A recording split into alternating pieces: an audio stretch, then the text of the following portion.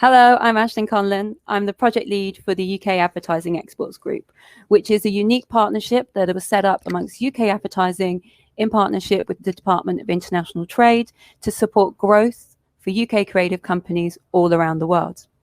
Today, I'm here to talk about what's hot and what's not in CreaTech and advertising.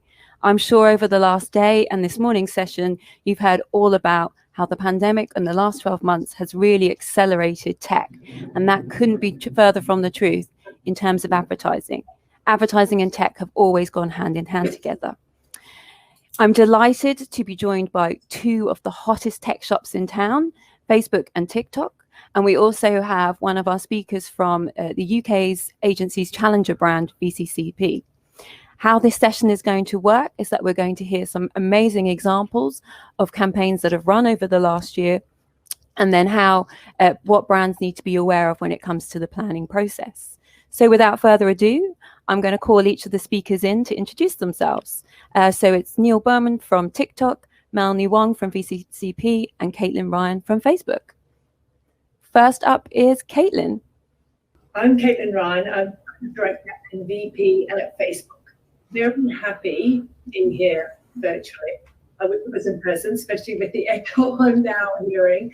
But I'm very keen to share a few things that we're very excited about right now. So a quick intro into me. I run Creative Shop for Facebook here in EMEA, which means I head up the creators, technologists, producers and designers who all spend their time thinking about how to build brands and businesses and unlock the potential of our platforms, whether it's on Facebook, Instagram, Messenger, WhatsApp, Oculus, or Spark AI.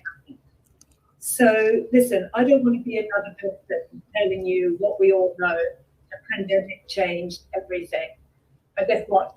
The pandemic did change everything. The acceleration of change, particularly from physical to digital, has been extraordinary to witness. I read recently that the digital advancement across every national market, by e-marketer, has seen double-digit e-commerce growth. And when you think about how tough it was in 2020, that number is really astounding. The interesting thing is, we know ourselves a lot of this new behavior is to consumers. Many who've never shopped online before the pandemic now suddenly they'll continue to do that going forward. What I really want to talk to you about today is what we've seen brands learn during this time and how we make sure these new behaviors too. So my big headline is one-way communication with customers is no longer effective. The best ideas that really permeate culture, the dialogues between people and businesses. And the best technology is that which puts this connection at the core, enabling and enhancing the connection. So brands really needed to understand that they can't expect people to see them, the brands, as the main drivers of pushing culture forward or being the gatekeepers of culture. Brands, more than ever before, will need to follow people, not the other way around. They need to understand people's behavior and reflect that behavior back to them in a respectful and authentic way. Now brands need to work to build a more equitable relationship with the people they want to connect with. Meet people where they are, not where they want them to be. And let people decide when and where they want to make transactions and on what terms. So I'm going to show you 3 examples of where brands have successfully used the broad, diverse ecosystem of our platforms and the high craft capabilities to create experiences that put the power into the hands of people. In return, people have responded not just by adding to the brand's narrative, but with loyalty, their time, and their wallet. So as a creator, I think of my work as playing in the sandbox. We have different tools at our disposal to build beautiful brand sandcastles. But what's exciting is that there's now many other players coming into the sandbox. And when we share our tools, things get really interesting. Let me show you this example from Adidas, where we did exactly this. We worked with Adidas to help them bring James Harden, their NBA star, to Europe. James loves Europe, and European basketball fans love James.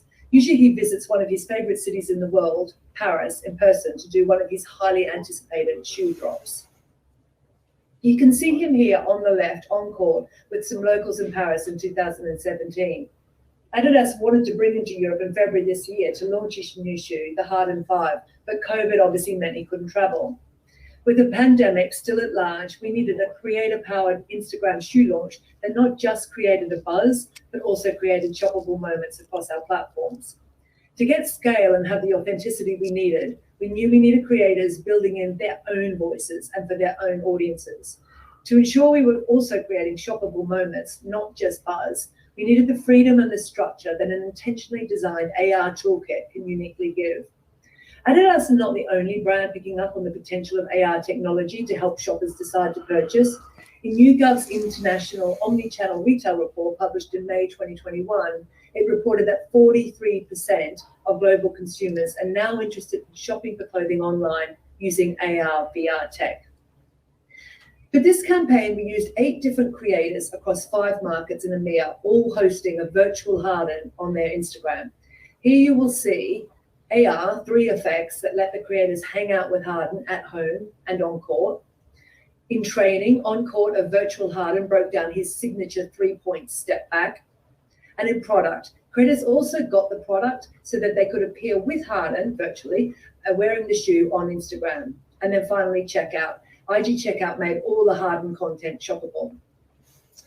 What you see here is some key moments in the campaign. First, shoppable unboxing. So we unboxed in Reels with product tags.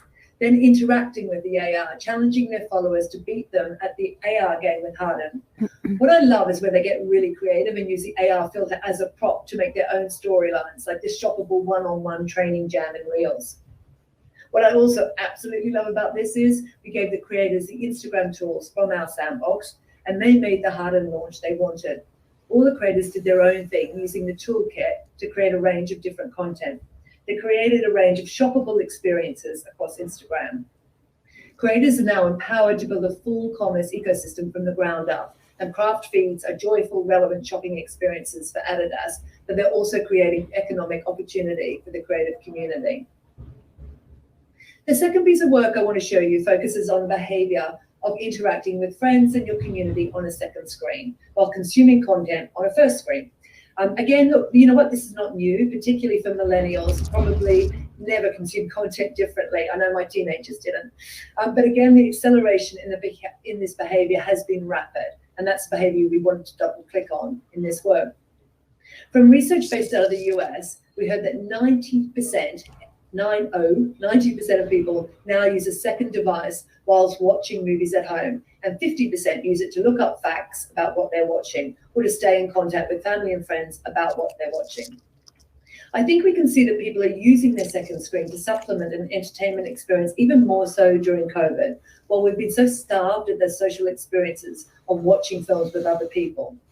With these observations around people, we thought about how can we use our platforms and products to create something useful and entertaining. So we created MovieMate, a second screen chatbot messenger experience. This has been made in partnership with Universal for the Fast movie franchise ahead of the 9th, can you believe it, 9th Fast and Furious film release, happening across cinemas on June 25th, and to celebrate the 20th anniversary of the franchise. As you'll know, there are Fast and Furious die-hard fans, and there are those that are quite new to the franchise. So we created a different experience for each community. Here you will see that the feed ads drive to a messenger experience. The bot will start, literally, with each movie by prompting users to click begin when they see the Universal logo at the beginning of the film. It's time-coded and proactively sends users brief notifications such as character backstories, narrative context, GIFs, behind-the-scene photos, videos, everything that might enhance the movie watching experience. And it's perfectly timed to run the duration of the film. There are 9 different experiences for each of the 9 movies. It customizes each experience and prompts viewers to choose their own adventure based on what level of fan they are. The bot literally thinks with the film. There's a cue at the beginning which will tell you when to start so that you're synchronized while you're watching at home. Here's a 30-second case study to give you an idea.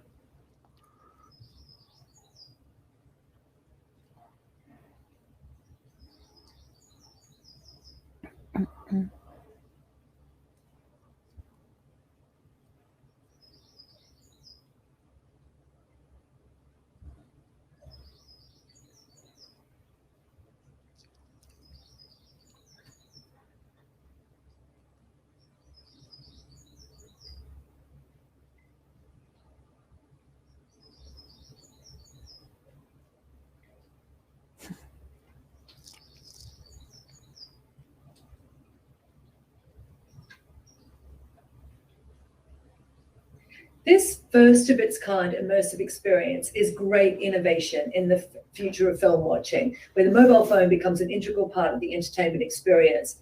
It doesn't take people out of the movie, it actually adds to it. This is meeting people where they are, putting your audience at the heart of storytelling. And you know, the more I think about it, the more I believe there's so much to be learned from this and applied to businesses and brands. Imagine a second screen experience through, say, a live fashion show, a sports game, or a new product launch. Now we just want to move back to the importance of AR technology and the role it can play in shopping from home. AR is something we believe will allow for a deeper sense of presence and social connection than any other existing platform, and will play an important part in how we'll interact with computers in the future. This is a campaign from South Korea where Hyundai used AR on our platforms. Hyundai launched the all-new Tucson in October 2020, but due to the continued impact of COVID-19, they were missing out on the critical role of the in-person showroom experience that allows people to truly get a real feel for the car. So we had to think, how can we provide an innovative new car launching experience? Through our virtual studio prototypes, we knew that we had the capabilities to build a high-fidelity AR experience to bring that offline showroom experience online. It enables advertisers to create emotional connections with consumers and build their brand's social presence, bringing back the fun to car ads and enabling brands to tell their story in an immersive, engaging, and high-fidelity manner using Facebook's AR platform, Spark AR. The brand campaign, Stay Tucson, positioned the Tucson as having your own private space, a bit like having your own manga room, a movie theater, an office, or a DJ practice room, or maybe even like a yoga studio. Due to overseas travel restrictions in the COVID era, South Koreans have already started to adapt to a new trendy outdoorsy and distance-friendly local style of travel called chabak. It involves accessorizing a car or your SUV with special camping gear to turn it into a makeshift camper for a weekend getaway. We reflect this behavior back to the community, as you can see here with an AR experience, showing the advantages of a spacious interior where you can create your own virtual chabak that allows you to decorate your private space with changing background images inside the AR. Here you can see how we created our own AR virtual showroom. Even if consumers don't go to offline car dealer shops, they can experience and enjoy their own Tucson virtual showroom at home through realistic AR cars that implement Tucson's exterior, interior, and safety technology. The fidelity of AR is now so good that even high-end ticket items like cars can be looked at virtually and drive purchase consideration. It's so fantastic to see the democratization and application of Spark AR becoming a must-have in the automotive industry. With the right tools and mindset, businesses that once thought their models were entrenched have discovered new opportunities and done really well as a result of it. So the pandemic forced not just us as people to change our behaviors, but brands and businesses too. We discovered as people we were able to stay connected to each other through technology, and brands discovered they could put people at the center of everything and respond accordingly and successfully. So we know we can do it. The mindset has shifted and the relationship between brands and people has changed. Now it's crucial to build on this mindset shift in how we approach technology to enable us to go further. And that makes me incredibly excited for the future. Thanks very much.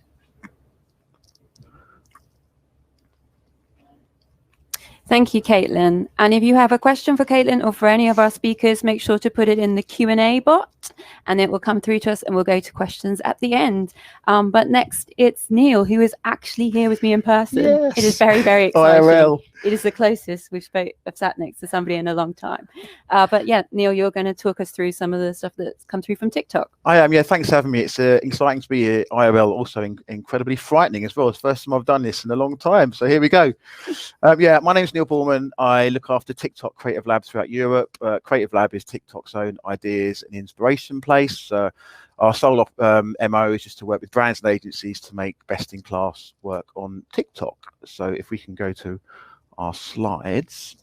What we've been doing this last year, you've probably heard it so many times you can hear it in your sleep. Our mantra since we launched in the UK is don't make ads, make TikToks, which is quite a conundrum to unpick, especially when we're rolling out to creative agencies who make adverts all day long. There's nothing wrong with adverts. Some of my best friends make adverts, but on TikTok, it's definitely a different case in point. And what we're going to do today is just talk through a few of the pointers. Some I hesitate to say rules, but some of the ideas that have come up in the last 12 months since we launched Don't Make Ads, Make TikToks. Some of the things that are working and some of the things that don't work. When we're trying to onboard brands and agencies and thinking less in an advertising mindset, much more on a content mindset. Is there one of the campaigns maybe that was in your presentation that's really stuck out to you as the one that that you spoke about a lot at length to your friends who make those adverts? They do make they do make those adverts. We just rebooted the famous "Look at Me, Look at Your Man" stuff that P&G did years ago for Old Spice, and just kind of did it, which is an advert, and it is on TikTok, but it's definitely we've rebooted it for a TikTok generation, so we're using all of the TikTok creators and all the kind of magic and the effects that people use all day every day in the app to actually make it actually a piece of content. It does a lot of really good things in that. It slightly disbands with that like 3-second rule. You have to kind of whack people over the head instantly with your brand because no one cares about and doesn't want you in their feed. All those kind of things are kind of complete. That's one of the things we're talking about, unlearning. And they're the kind of things that you just can completely disband with, because as long as you're turning up with something that's compelling and entertaining, all bets are off and everybody's welcome, whether you're a brand that people are interested or know about or otherwise. And those kind of 3-second rules is completely out. For as long you can stay, a TikTok can sustain itself for as long as the TikTok is interesting. Obviously, you can't go on for hours and hours on TikTok, but yeah, it proves a beautiful point that actually a lot of the action in those Old Spice TikToks play out pretty much towards complete throughout the whole thing, but then towards the end. So the payoff is literally, it's a classic structure where you're kind of building up, you have a resolve, and then the completion. Which I think the big thing that all comes down to is that TikTok is not like we don't define it as a social channel. It's just like a long form video channel, in that it's not a social graph. The stuff that turns up and gets famous on TikTok doesn't really have anything to do with the following or the likes and shares of the person that posted it.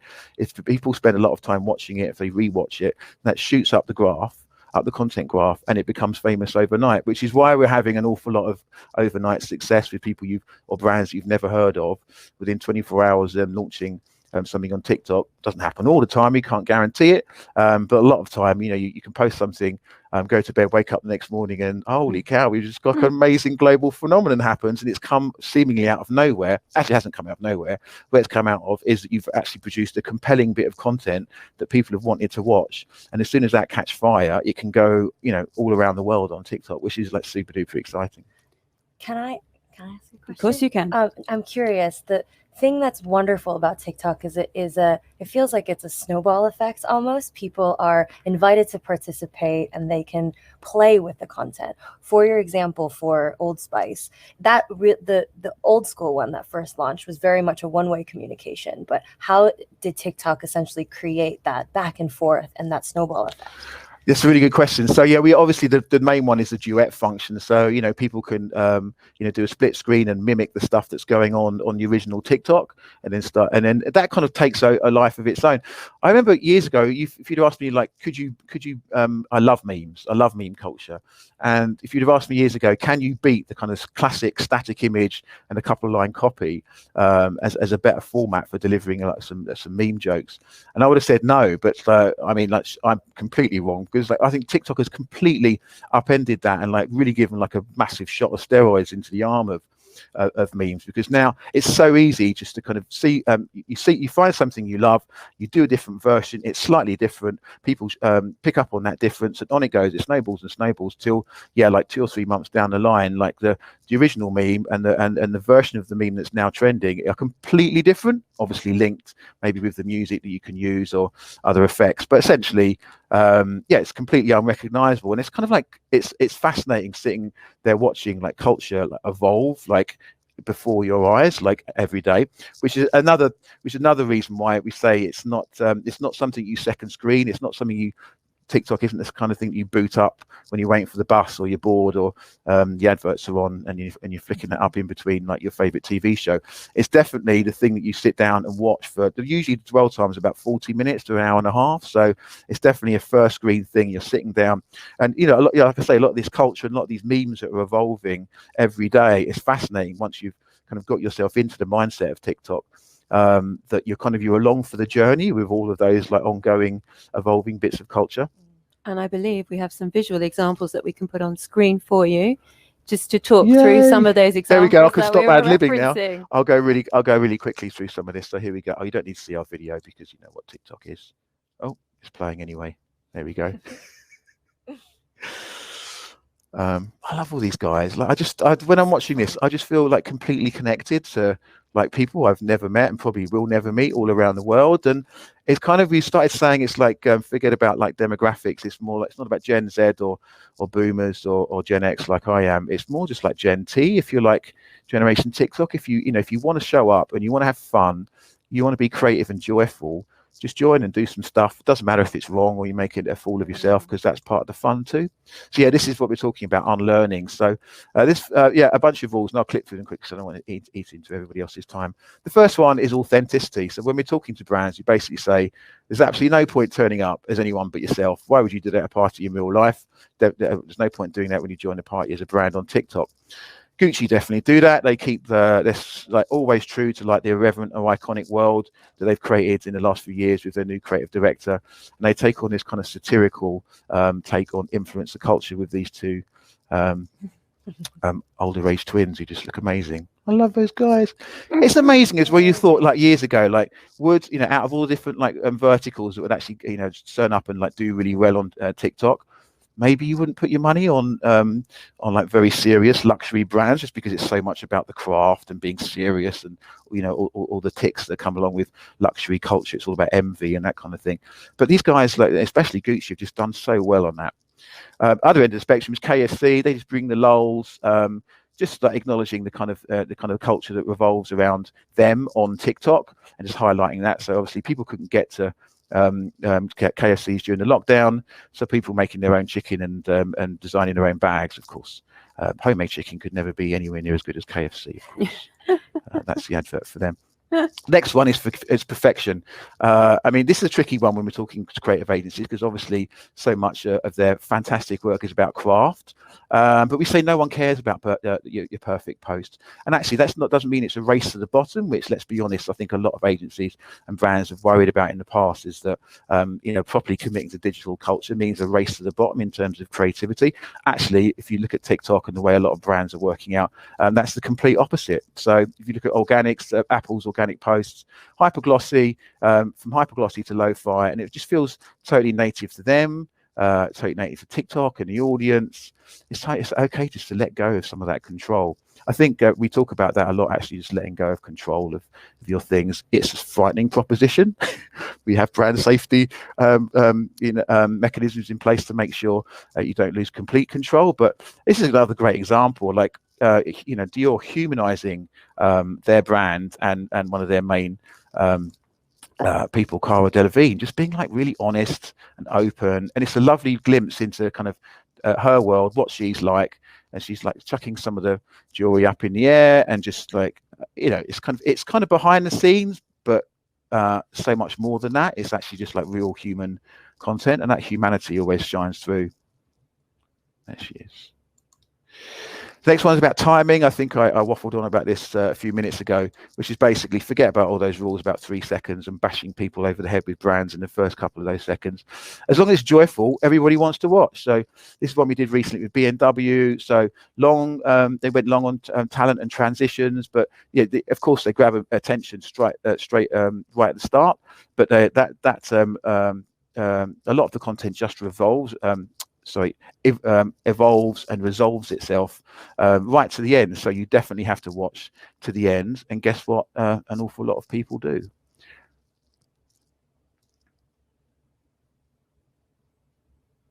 I tried one of those stunts on my bike recently, didn't end well. Here's the Old Spice one, which we were talking about here. Let's just play that one.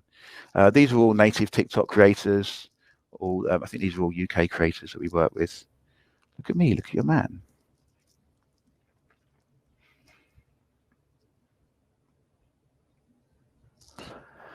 some of the best bits about TikTok is, I mean, there's obviously lots of editing and app magic with AR and whatever else from filters, but you know, I think some of the best stuff on TikTok is just like the old-fashioned Vine magic that we've inherited, which is just amazing jump cuts, amazing you know, tricks of the camera, tricks of the eye. It's just a lot of the best TikToks is just kind of like magic shows. And then we want to control or letting go of it. So handing at least some of that control to the people who love you creates fame. And there's always lots of people to find that love you on TikTok, and they'll pay you dividends if you do give that control. So yeah, we invited the UK to play with their brand world, and pretty much everyone did. Not everyone, but lots of people. For a big campaign here. Definitely felt like during the Christmas period, because we were so deep in lockdown then, that a lot of TVCs were about people dancing and singing in their front room and in their scrubs in A&E, and it's a kind of heartwarming thing to see that TikTok had, like, it starts on TikTok but it's overspilled into general culture. And the last one here is Kenzo. So they were launching a new sport brand, and we created a branded effect with them so that the community can like play with their new logo. It's another amazing thing to say. Like years ago, it'd be like brands embarrassed to turn up in digital channels. Don't talk about the product too much. Don't show the logo. No one's interested. No one wants this here. Well, it's complete opposite here. People can always play as long as you give them something interesting to do and it's joyful and creative. Then people definitely play with your brand. So yeah, if there is a takeout for all this, it's be joyful, be creative, and unlearn all the things that we've been taught before. Thank you. And before we go straight to Mel, there was just one observation I have on both of those presentations, and I think it came up in our green room chat as well, about how what has actually happened is a bit like old school Saturday night telly. Yeah. It's all very light-hearted, and you've mentioned the L word, lockdown. How I think it was really important that we all needed a bit of joy over the last couple of months. And it also has reminded me of a topic that we were discussing at South by Southwest, which was around this idea of whether brands had to rip up the rule book now because we were moving into a world that was creative first. And I know that our time is sort of, the clock is now counting us down. So Melanie, I hope you're going to be able to address some of those in your presentation. Thanks, AC. Great. Well, thank you, everybody. It's so good to be in the presence of giants. Really just define, and it's amazing to see the tech that is happening now. We can watch film together with our friends, essentially asynchronously. Those transitions were so sleek, Neil. It was great to see. But I think I'd love to introduce myself. My name is Melanie Wong. I am a global planning director at VCCP. We're an agency that exists because we change the fortunes of our clients by challenging the norms of the category. Personally, I am from Shanghai, I'm from Hong Kong, and I'm from Portland as well. And essentially, having not been grown up in one place, I have essentially been an alien to all of it. And that's what has really attracted me to just the art of planning. And that's what I wanted to start my talk with now, is to essentially go from a very bird's eye view to just say, isn't it incredible that science fiction today has literally become science reality? The things that we see in movies growing up, of whether it's the pocket communicators from Star Trek before mobile phones were created, now everybody has one in their phone. Or in 2001 Space Odyssey, this was before FaceTime and Hangouts. They were harping on about the video chat. And I think for us, and especially what Neil and Caitlin have talked about today, it's incredible to see the possibilities of what technology can do for us, because we want to go, well, what's next? I mean, if anyone's seen the Travis Scott and Fortnite thing that he did last year, it was one of the most incredible things I think I've ever seen. Also, a smaller example, but nonetheless very fun. You can now play Flappy Bird with just your eyes. But I think the point that we wanted to make was just when it comes to planning, we see there's two different types of planning that's being practiced. One we're calling crystal ball planning. The second one we're calling compass planning. Crystal ball planning essentially tries to predict the future. That we might see a lot of that in the news today. We'll see, how AR is going to change the world, how post-pandemic our world is going to be completely different, and here's why. And I think the problem is, though, we're bad at predictions. We don't really know what to do with predictability, or sorry, the inability to predict things. It's almost like we have blinders on the sides of our heads. And in contrast, though, what we believe is most exciting is this notion of compass planning, which focuses on whatever is true, whatever the conditions. There's this lovely Jeff Bezos quote that says, I always get the question, what's going to change in the next 10 years? I never get the question, what's not going to change in the next 10 years? I submit to you that that second question is actually more important of the two. People always want to be cheaper, to be faster, for things to be easier for them. And essentially, Amazon as a huge business has been built essentially on those three tenets. And I find that quite fascinating. So essentially, for the rest of the slides that I have for everyone is to understand how creativity flourishes, we must look to the underlying human truths that stand the test of time.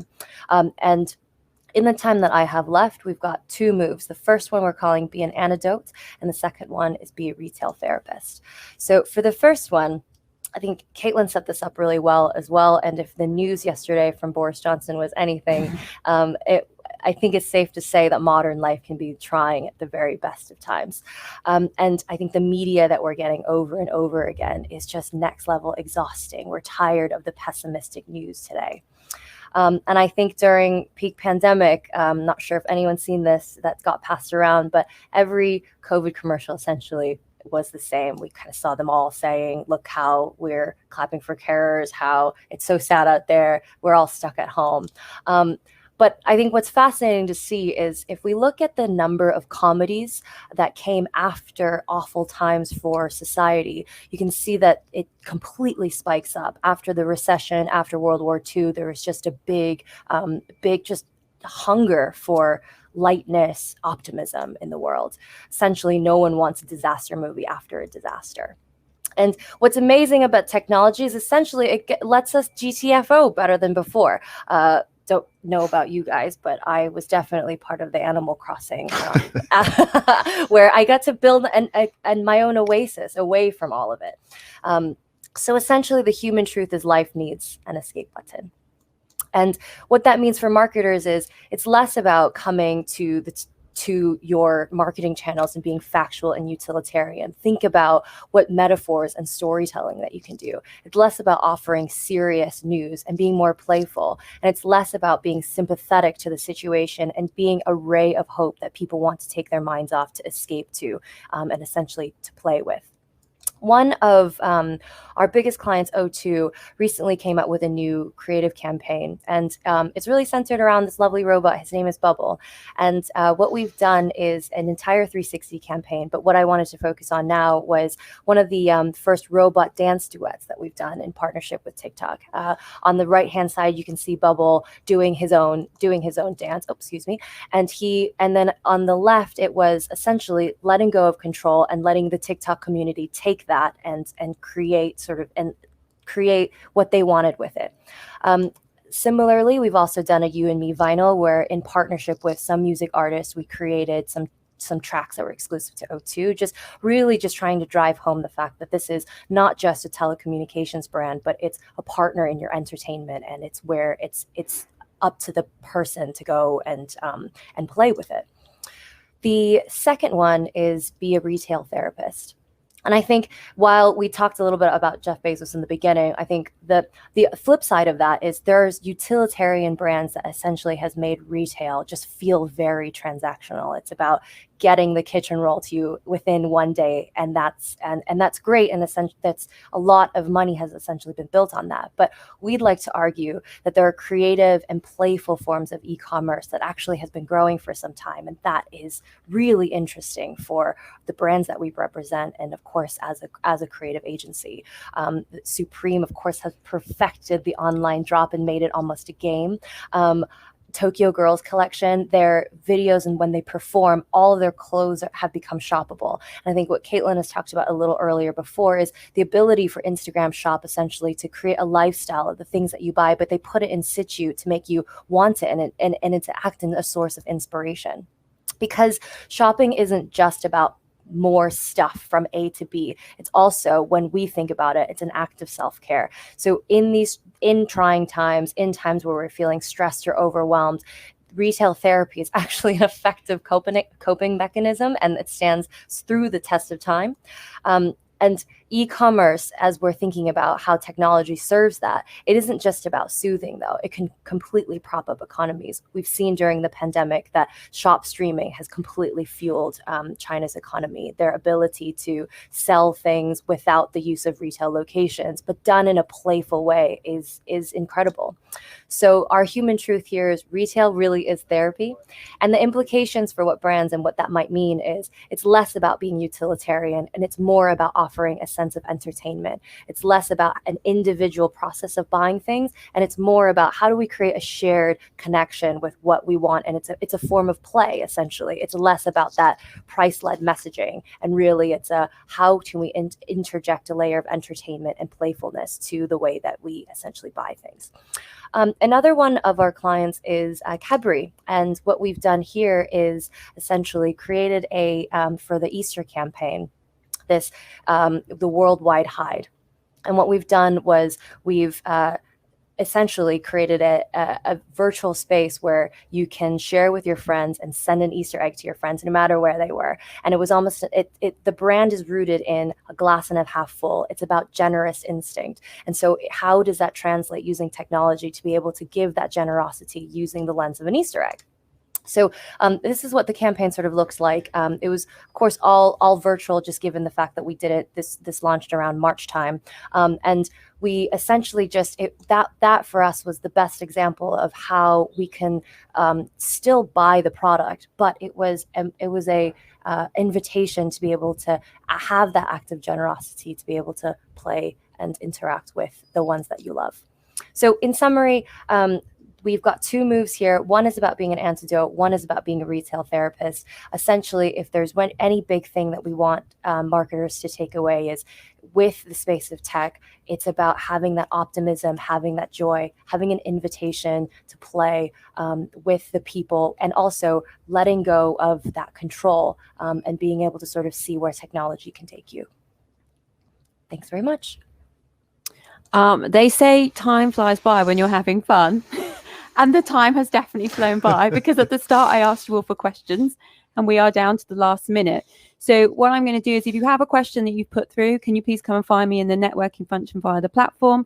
I'll ensure that that's passed over to the speakers and we'll get you an answer.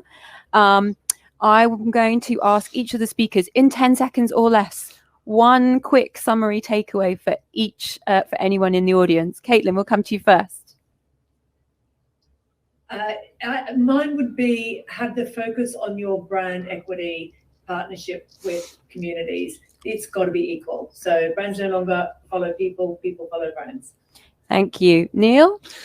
Mine is very short and sweet. It's that brands have all the stories, they have all the credibility to talk about the stuff which they legitimately can talk about, and people want to hear it. So don't be embarrassed, show up, be joyful, be creative, and start entertaining people. And Melanie? Focus on the underlying human truths that stand the test of time. I'm gonna steal from TikTok. I'm gonna say be joyful, be creative.